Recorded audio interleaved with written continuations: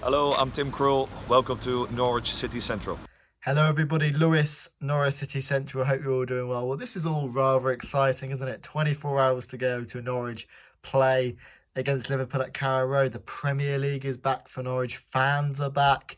Hopefully, it's a step closer to normality, and let's hope the new normal. God, I hate that phrase. Is Norwich City being more successful in the Premier League? This is going to be a predicted XI.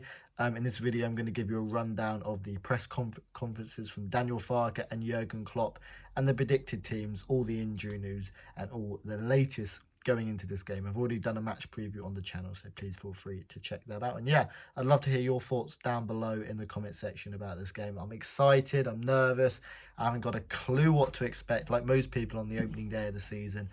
Players coming back from injury is going to be pretty chaotic these first couple of weeks, particularly with the fixtures Norwich City have got. But Liverpool at Carrow Road, the result is almost second in this game. It's just going to be a great experience being back at Carrow Road. But I'm sure when the whistle starts and the players start playing, it's going to be loud, and all that kind of sportsmanship is going to go out the window for 90 minutes.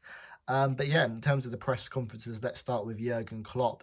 And some really interesting quotes coming from Jurgen Klopp. The most notable was his comparisons to Billy Gilmour, saying Billy Gilmour is Scotland's biggest talent for the last 50 years or so, which is a mind-boggling thing to say. Okay, Scotland necessarily haven't had the greatest talents ever, but no, Billy Gilmour is someone who is rated extremely highly, and I'm sure he's going to have a very successful career at Chelsea. And he's even saying it, Andrew Robertson is Scottish, so that's a big compliment. And yeah, I'm sure Billy Gilmour is going to have a successful career, and I'm sure he's going to learn a lot being at Norwich for the year. But in terms of their injury news, Van Dijk is of course the big one. He is their talisman. He is one of the best players in the world, and it looks like he's going to be back fit, which is, from a Norwich perspective, really annoying. I think if this fixture was a couple more weeks earlier, I think Van Dijk probably wouldn't play in this one. But in terms of their injury news, they've got a few midfielders out. I think Jordan Henderson's out. Thiago, who is a very marketable player, is out. And yeah, they have a few injuries, and of course with the defensive injuries, Robertson's out, so the Greek lad will come in, who I know Zulis has skinned on a couple of occasions.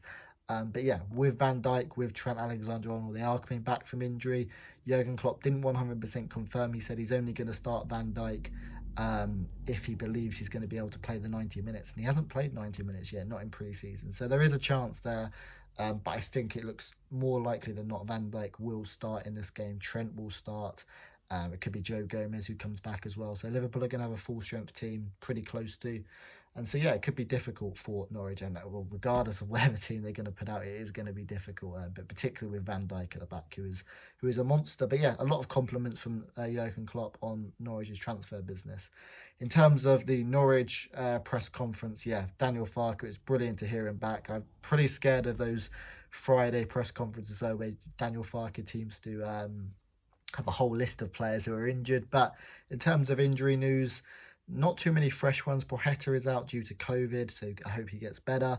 Sam Byram's still out, no surprises there. And Andrew Omobamidele is also a doubt after suffering from tonsillitis. And then it just comes to the players like Teemu Pukki, Grant Hanley and Milot Rashica, who, although they're not injured, it's going to be question marks whether they start or not, because they've had very limited pre-season action, particularly Grant Hanley, and we're going to need Grant, particularly, with Norwich having 4 centre-backs who none of them are 100% fit, which is going to be a very interesting one.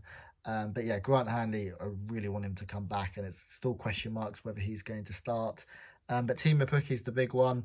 Daniel Farke mentioned that he hasn't had a lot of football over the last few weeks, but he's in good shape, and it looks more likely than not Pukki will start, which is really good. You need your main man firing at the start of the season. Todd Cantwell got an injury against Newcastle. He's going to be back, so that's good to see. And yeah, Norwich have got a lot of offensive players coming back, but yet again, with Norwich's disrupted pre-season due to COVID, question marks remain on kind of how many minutes Grant Hanley, Milot Rashica, and some of the other players will get. In terms of the predicted XI, these are impossible to predict on the opening day of the season, particularly in Norwich's case, but I've left it on the screen here. This is how I see us playing. Tim Krul in goal. Max Aarons, of course, staying at Norwich, and I'm sure he's going to get his big money move maybe next season. The centre-backs is a really difficult one. Ben Gibson should start. Really excited to see what he's going to do in the Premier League. And I think Grant Hanley's going to play. It's going to be a toss-up between him and Andrew Omobamidele. And I would not be surprised to see Omobamidele start. But I just think with Grant Hanley, a club captain, if there's a chance he's going to play, then I'm sure he will. And Dimitri Giannoulis at left-back. Who's also had a bit of a disrupted pre-season as well. In terms of the midfield, we're used to playing that 4-2-3-1. I predict Norwich will not play that way. Liverpool play the 4-3-3 with their high press midfield, and I think Norwich are going to have to match them. I think we're going to have to play the 4-3-3, match their formation up, match them for the tenacity, for the work rate in midfield, and that's going to give us a good chance. So midfield three, Billy Gilmour as that central defensive midfield anchor, Kenny McLean to come in, who's another one who's been disrupted due to COVID. So, maybe Lucas Ripp might come in his place. But, Kenny McLean, Billy Gilmour give that energy. And Pierre-Lise Malou, I think, is going to start his first game for Norwich. And I'm really excited to see what he's going to do. Offers a bit more physicality, an all-round good midfielder. And then that leaves the front three. Cantwell, of course, I'm sure is going to start. Pukki looks set to start. And then that kind of leaves that right wing spot. And Rashika, I've put him in there, but he might not necessarily play. He hasn't had, as I said, much pre-season, and Daniel Farke did mention that he's going to have to try and manage the minutes for the first couple of weeks of players who have had a disrupted pre-season. So it might be Rashika misses out. And then who have you got really who's going to come in? Hernandez maybe, Kieran Dow maybe on the right. Josh Sargent, could he get his first start?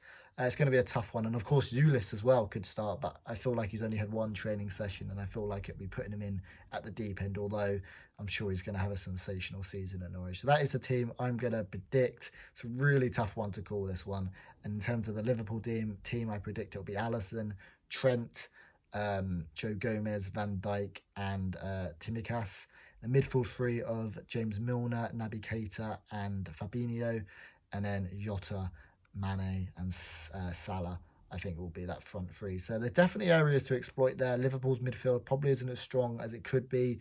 And I feel like Norwich's best chance of winning this game is going to be through that tenacity, through that work rate, matching them.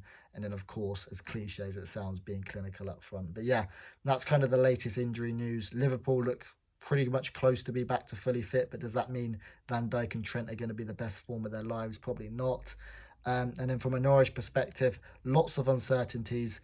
A couple of injuries with a couple of players being out in the case of Quaheta and Omobamidele with illnesses, and then with COVID, a lot of players have been disrupted pre-season, so it's really tough to know.